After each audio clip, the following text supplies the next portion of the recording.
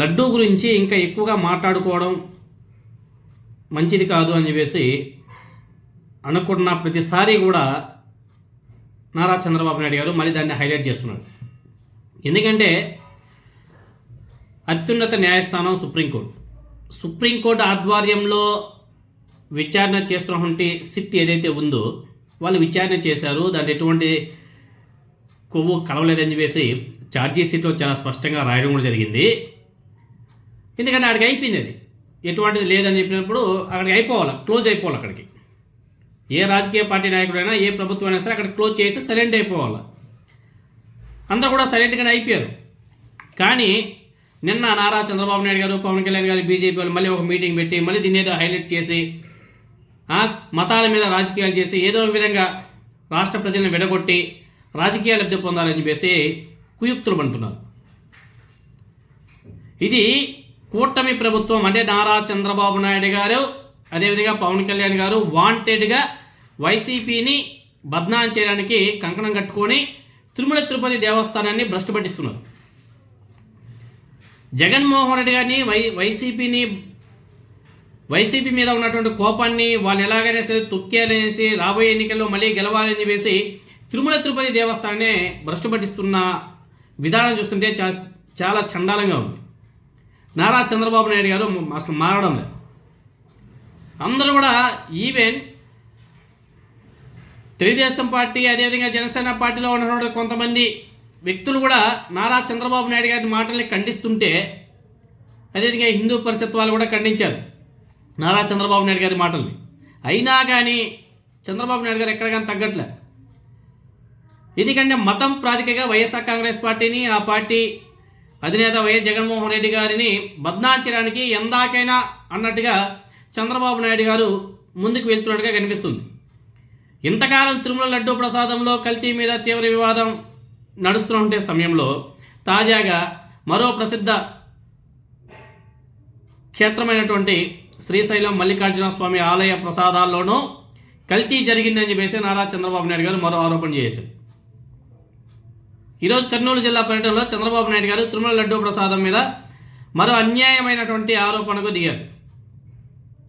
మరోసారి తిరుమల లడ్డూ ప్రసాదంపై నారా చంద్రబాబు నాయుడు గారు నిందారోపణ కూడా చేశారు.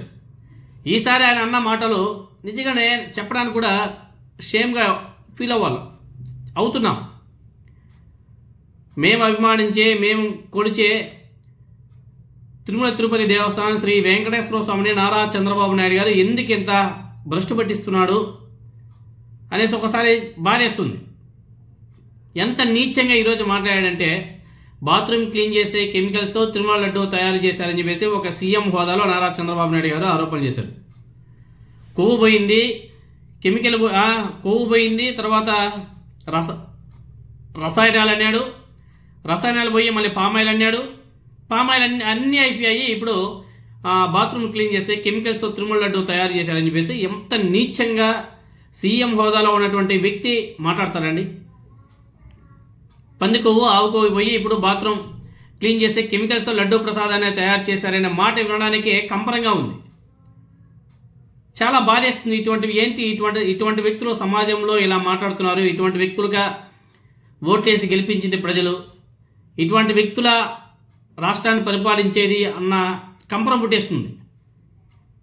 ఇంతవరకు నారా చంద్రబాబు నాయుడు గారు ఇదిగో 45 ఇయర్స్ ఇండస్ట్రీ, అద్భుతమైన రాజకీయ నాయకుడు, దేశంలోనే సీనియర్ నాయకుడు అని చెప్పేసి చాలామంది చెప్పుకుంటా ఉంటే ఓకే, మన ఆంధ్రప్రదేశ్కి చెందినటువంటి నాయకుడు కాబట్టి మనం కూడా కొంచెం హ్యాపీగా ఫీల్ అయ్యాం ఇంటర్నల్గా. కానీ ఆయన గత కొద్ది రోజులుగా ఆయన మాట్లాడే మాట తీరు, ఆయన చేసే విధానాలు చూస్తుంటే చాలా కంపరంగా ఉంది. పోనీ తన ఆరోపణలకు ఏమైనా సరే బలమైన ఆధారాలు చూపుతున్నారా అంటే అది లేదు. మళ్ళీ ఎన్డీడీబీ నివేదిక ఆధారంగా మాట్లాడుతున్నట్టు చంద్రబాబు నాయుడు గారు మళ్ళీ డబ్బా కొట్టుకుంటాడు. ఇదే నివేదిక ఆధారం చేసుకుని జంతువుల కొవ్వులు కలిపి లడ్డూ ప్రసాదం తయారు చేశారని చంద్రబాబు నాయుడు గారు, పవన్ కళ్యాణ్ గారు ఆరోపణలు చేయడానికి కూడా గుర్తుంచుకోవాలి.